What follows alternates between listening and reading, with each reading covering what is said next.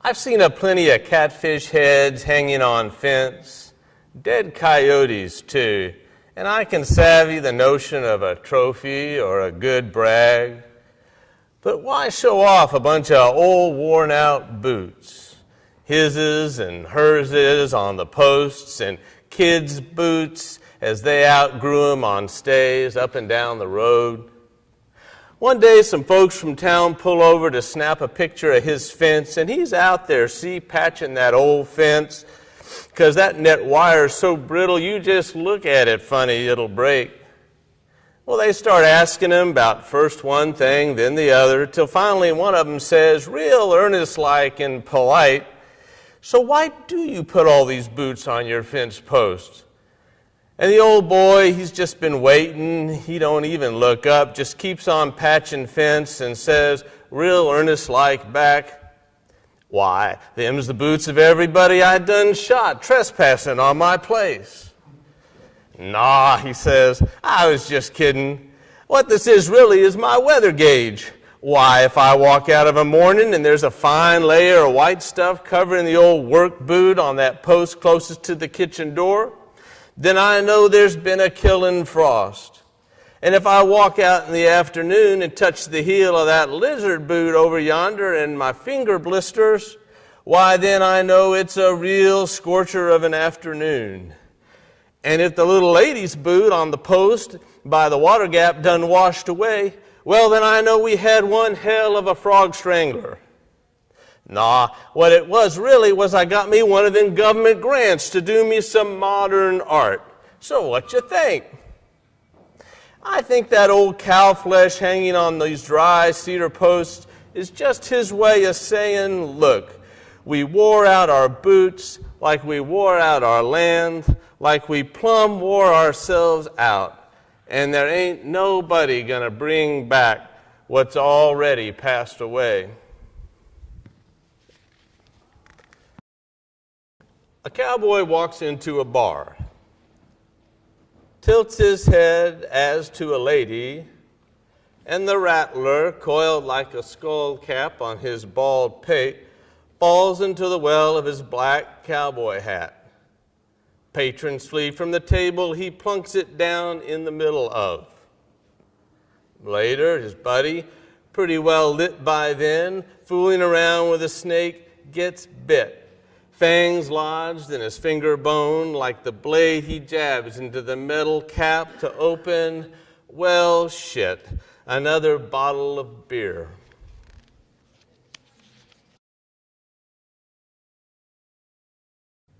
I'd been in the barn, snagged a plump, corn-fed rat, then curled up for a little siesta in the feed bin of the old stallion stall.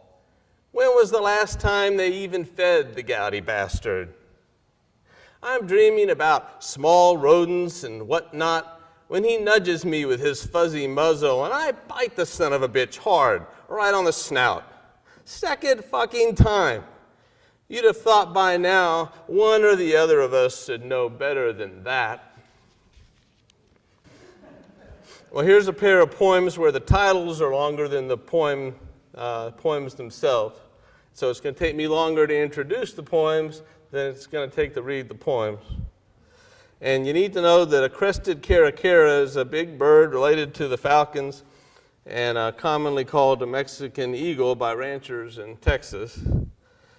And in case you didn't know, crested caracaras and golden eagles will both feed on carrion and sometimes other stuff too.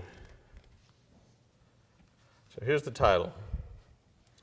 A cowboy driving a red, long bed, 1-ton crew cab Chevy Silverado to the crested caracara flipping cow patties on the flat above Barton Creek. Rub-a-dub-dub, compañero. I bet you that's some goddamn sure enough tasty grub.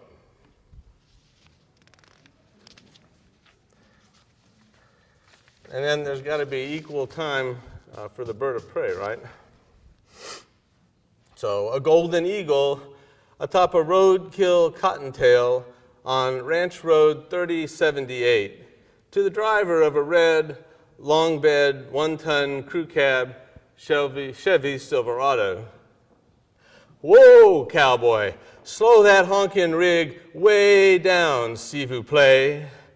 My goddamn rabbit, my goddamn road. This next poem is a contemporary take on the subgenre of cowboy poetry, the outhouse poem. I don't parler français, but when I was writing this poem, I learned from my handy pocket rhyming dictionary that a billet doux is French for a love letter. So that's the title of the poem, billet doux. I peek before I pee, I do, but nestled 'neath the rim were you, a smallish tree frog out of view, and only after I was through and dripped a final drop of dew and reached across to flush the loo, did you decide, as if on cue, to dive into the frothy brew and frog kick round the time or two before you plunged head first and threw yourself into the septic slough?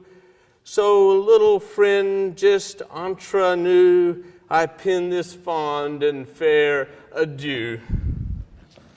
And I'll close with my poem from the Cowboy Western issue of Rattle. When our girls were little, they liked a book called If You Give a Mouse a Cookie. Some of you may have seen that or know it. It's by Laura Joffe-Numeroff, to whom I apologize for my poem, which is called If You Give a Government Trapper a Roadkill Armadillo.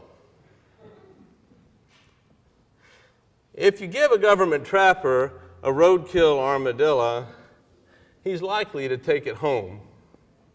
And if he takes it home and his wife's not there, he'll take it in the kitchen and stick it in her spaghetti pot, tail poking out the top. Fill the pot with water, turn the burner on, and cook it till it's squishy. And if he cooks it till it's squishy and his wife's not back, he'll scoop the innards from the shell into her austerizer blender, add a little glycerin, and push puree. And if she's still not back, he'll spoon dollops of pate into tiny Tupperware containers and stash them in her deep freeze until he needs the bait.